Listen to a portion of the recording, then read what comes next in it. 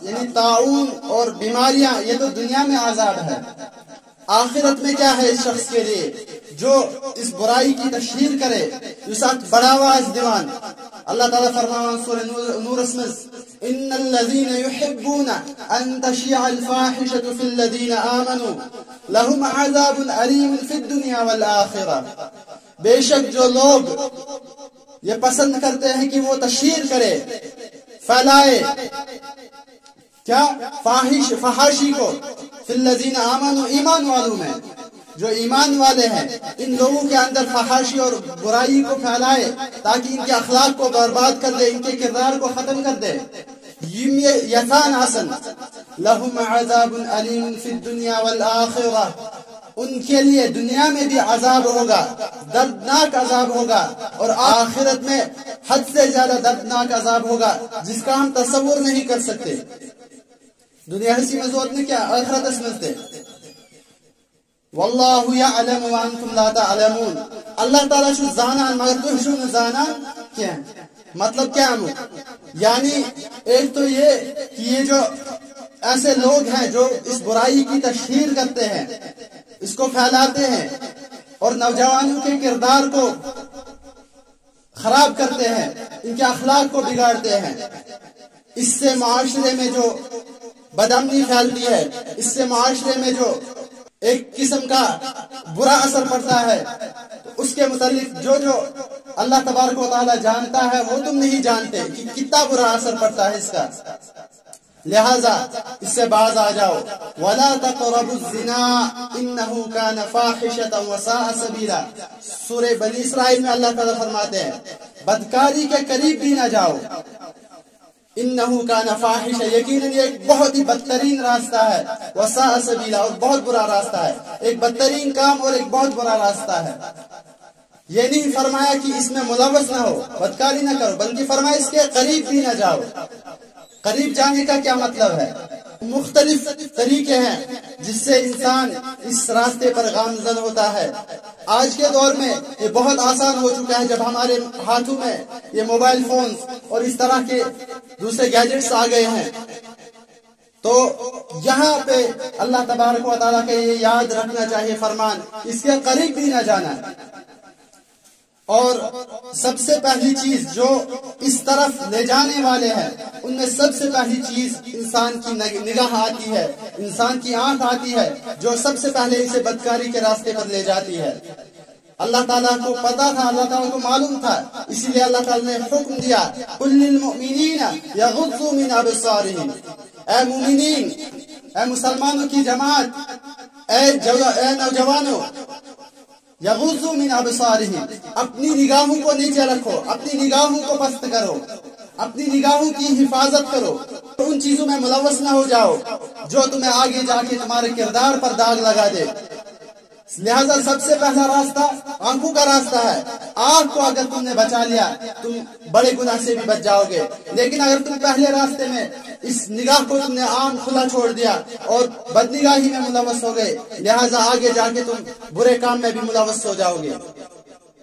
لہذا سب سے پہلے یہ حکم دیا گیا قُلْ لِلْمُؤْمِنِينَ يَغُضُّوا مِنْ أَبْصَارِهِمْ وَيَحْفَظُوا فُرُوجَهُمْ، اور اپنی شرمگاہوں کی حفاظت کرے. ذَلِكَ أَزْكَىٰ لَهُمْ، یہ ان کے لیے بہترین ہے، ان کی دنیاوی زندگی کے لیے بھی اور اخروی زندگی کے لیے بھی. ان اللہ خبیر بما یصنعون، بے شک اللہ تبارک و تعالی جانتے ہیں کہ وہ کیا کر رہے ہیں. مثال کے طور پر ایک شخص بدنگاہی کر رہا ہے لیکن یہ دوسرے شخص کو پتہ نہیں چلتا ہے، لیکن اللہ تعالیٰ جانتا ہے. اللہ تعالیٰ انہ علیم بذات الصدور، وہ دل میں اٹھنے والے خیال کو بھی جانتا ہے. لہذا اپنی نگاہوں کی حفاظت کرو. اس لیے مومنین سے کہا گیا قُلْ لِلْمُؤْمِنِينَ يَغُضُّوا مِنْ أَبْصَارِهِمْ وَيَحْفَظُوا فُرُوجَهُمْ، اپنی نگاہوں کی حفاظت کرے اور اپنی شرمگاہوں کی حفاظت کرے. ذَلِكَ أَزْكَىٰ لَكُمْ، یہ تمہارے لیے بہترین ہے. وَاللَّهُ إِنَّ اللَّهَ خَبِيرٌ بِمَا يَصْنَعُونَ.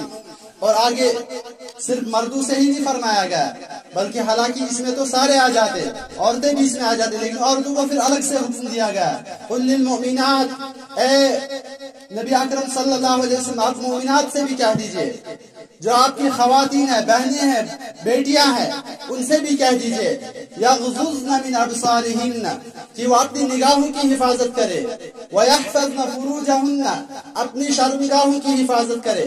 اور اتنے پہ بس نہیں کیا گیا بلکہ اس سے آگے اور کہا گیا، مرد کے لیے تو یہ 2 چیزیں کہی گئی تھی، عورت کے لیے جب یہ 2 چیزیں کہی گئی اس کے بعد اور آگے کہا گیا وَلَا يُبْدِينَ زِينَتَهُنَّ اور وہ اپنی زینت کو ظاہر نہ کرے، چونکہ یہ پہلا راستہ ہے جہاں سے یہ شروع ہوتا ہے گناہ۔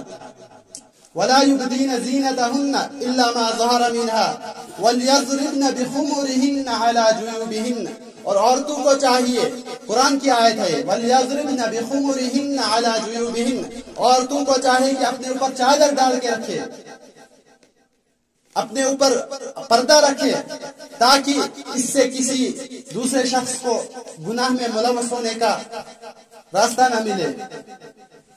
یہ ساری ہدایات قرآن میں ہے، قرآن میں، اس لیے حضرت عمر فاروق رضی اللہ تعالیٰ عنہ کہتے تھے علموا نساءکم سورۃ النور کہ اپنی عورتوں کو سورہ نور سکھاؤ، سورہ نور پڑھاؤ، ان کو سمجھاؤ۔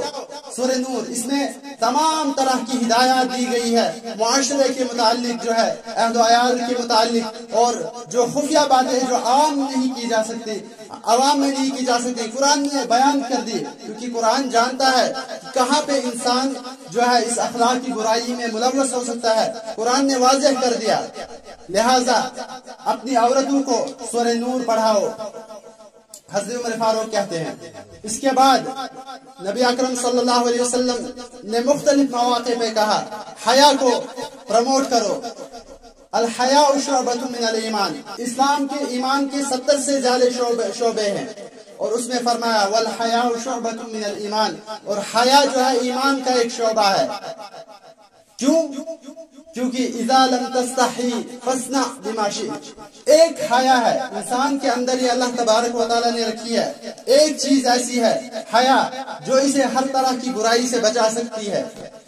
اگر اس کے اندر سے یہ حیا چلی جائے اذا لم تستحی فاصنع بما شئت، تو پھر چاہے یہ جو کرے، پھر یہ جانوروں کی طرح زندگی گزارے، پھر یہ جانوروں جیسا اپنا معاشرتی تعلقات قائم کرے، اسے کوئی چیز نہیں روک سکتی۔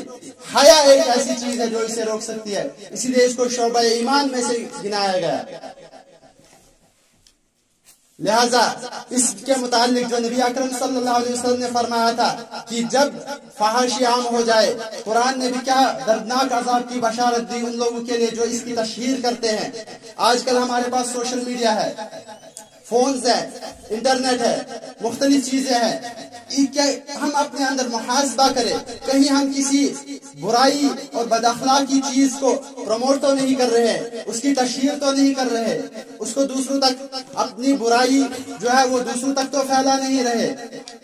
اس کے متعلق ہمیں غور و فکر کرنا چاہیے۔ یاد رکھیں جس طرح سے میں اگر کسی کو نماز کی دعوت دوں گا اور وہ نماز پڑھے گا، اس کی نماز پڑھنے کا ثواب اس کو بھی ملے گا، مجھے بھی ملے گا۔ اسی طرح سے بالکل اگر میں کسی کو برائی کی طرف دعوت دیتا ہوں، برے کام کی طرف دعوت دیتا ہوں، برے کام کی طرف لے جاتا ہوں، تو جتنی برائی میں وہ ملوث ہوگا اس کا حصہ مجھے بھی ملے گا۔ لہذا نہ خود اس میں ملوث ہونا چاہیے